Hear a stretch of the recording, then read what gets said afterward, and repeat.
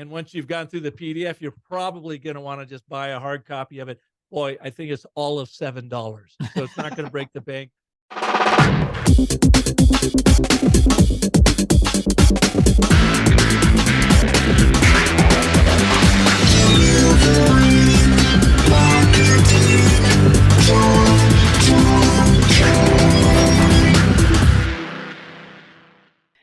Hey there, and welcome to a brand new episode of Delivering Marketing Joy. I am your host, Kirby Hossman, and joining me today, a brand new rock star. Super excited to have him on. He's a storytelling coach, an international keynote speaker, and the host of the Business of Story podcast, Park Howell. Thanks so much for joining me.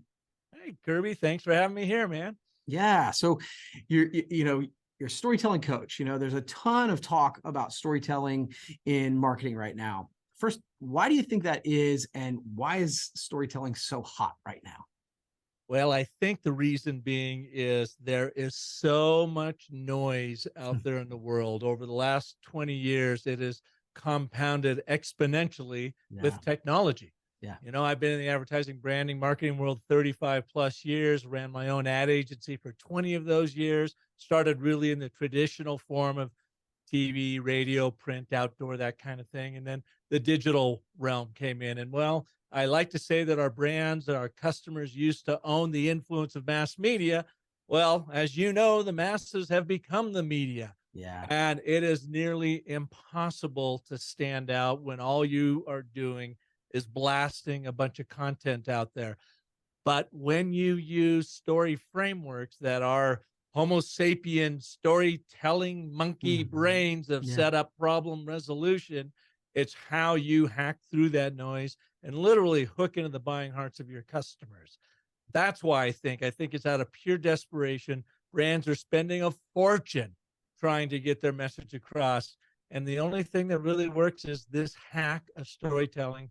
It's because how we're wired to make meaning out of the madness of being human beings, basically. Yeah, that makes total sense. And I agree. Stories have always worked, right? But now they've become so important because of the noise. I agree with that. So you have a method called the ABT method. I can't wait to hear about that. So can you talk a little bit about that and why that works? The and, but, therefore, agile narrative framework.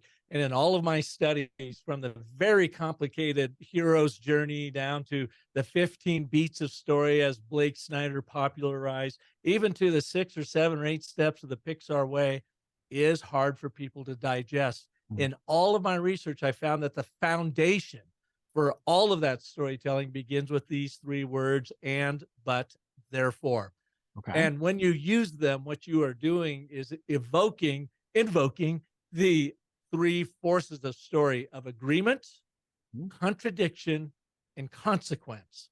And our pattern-seeking, cause and effect, limbic buying brain loves that form of storytelling.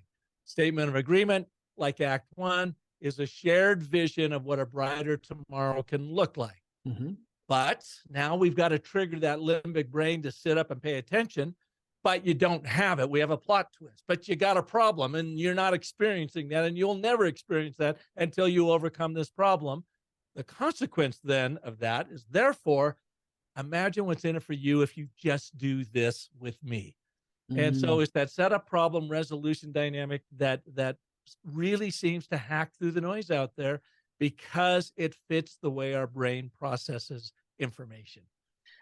Yeah, and so you talked about the 3 forces of the story, right? And how could a brand leverage? Maybe go over what those 3 forces are again, and how can they leverage those for influence?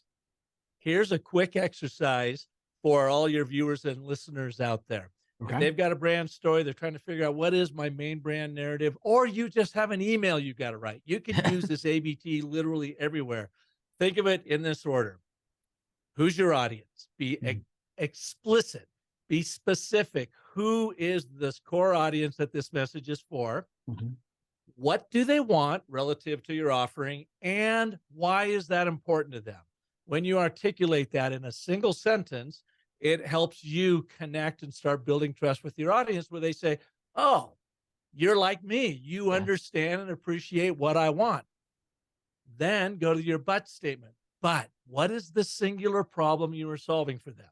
But why don't they have it what they want? because of what? Be very super focused on what that problem you're going to solve for them. And then in your therefore statement, from their point of view, imagine what's in it for you if you do this with me.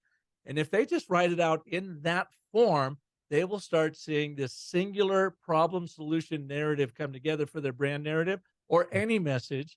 And it will show them how they can have real world impact on people very, very quickly, having their message land right the first time. That's really interesting. And I think the thing is, like, if you're like me, Park, it's like, okay, that sounds good, but where do I get started? So if somebody wants to look, I buy it. Like, we've been doing content, we've been doing this, and maybe we've been having some success, but I'd love to take it to the next level or whatever. Yeah.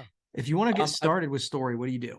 The best thing to do is start with the ABT and then use it every single day. And the best places to use it is in your email writing, because you got to write these emails anyways. So have it stack on top of that, fundamental effort, and start crafting it. But you got to first really learn how to do that.